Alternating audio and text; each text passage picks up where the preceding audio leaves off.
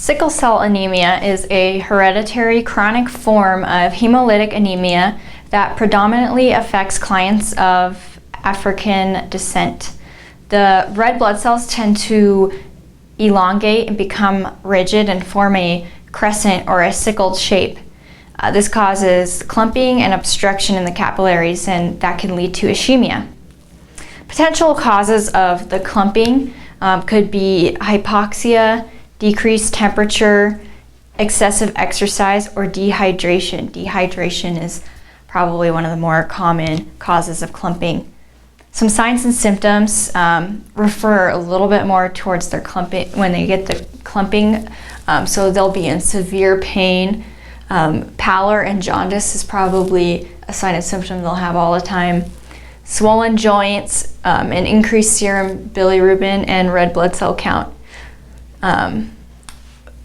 Some diagnostic tests that can be done, or the diagnostic test that can be done, is a peripheral smear where they take some of the blood, smear it on a slide, and then use a stain so that they can examine the different blood or the different types of cells.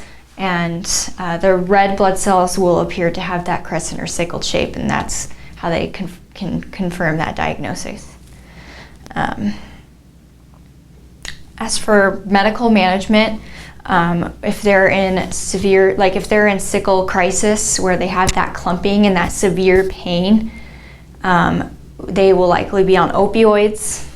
Another medication that is beneficial to these patients is folic acid supplements. Interventions, hydration or stopping the cause, and this is referring to sickle cell crisis when they're having that clumping.